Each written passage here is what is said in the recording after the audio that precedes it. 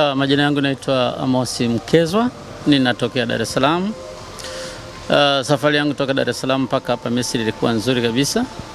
Na niko tayari kwa ajili ya kumsupport mnyama ambaye kwa kweli mwaka huu tunaitaka sana nusu finali.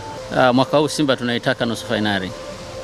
Na kwa sababu tunaitaka nusu finali, ili tuweze kuifikia nusu finali, kila mwana Simba ana wajibu wa kutekeleza lile lililo ndani ya uwezo wake kuhakikisha Simba inaingia nusu finali.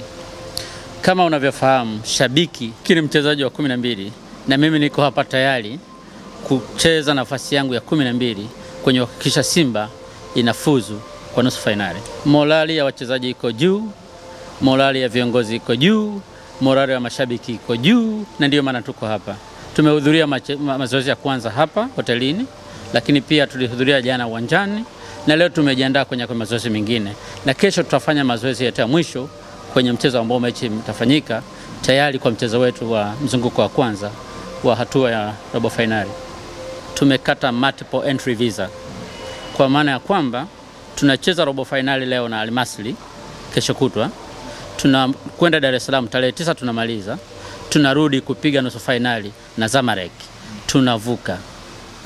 Mimi naitwa Gerard Gilead. Mimi nimetokea Arusha na nimekuja hapa Ismailia kwa ajili ya kusapoti timu yangu ya moyoni, Simba Sport Club. Kiukweli safari ilikuwa sio rahisi. Mimi nimepitia Uturuki, Istanbul, nimepitia Alexandria, ndo nimekuja hapa. Yote hiyo safari ni ndefu, safari ya kuunganisha, lakini lengo lilikuwa ni kwa ajili ya kuja kuisapoti Simba no matter what, lakini tuweze kuisapoti timu yetu iweze kupata ushindi, na mara ya kwanza baada ya kukosa robo finali, kufeli kwenye robo finali kadhaa, tuweze kuvuka kwenda kwenye nusu finali.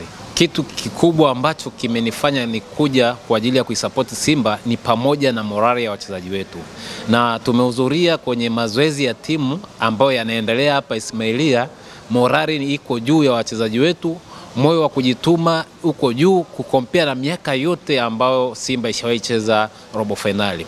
Hii inatupa imani kubwa kwamba Simba mwaka huu tunaenda kuvuka na kufika nusu finali ya kwanza baada ya kufeli kwenye robo finali 5. Hii ya 6 ni lazima tuvuke.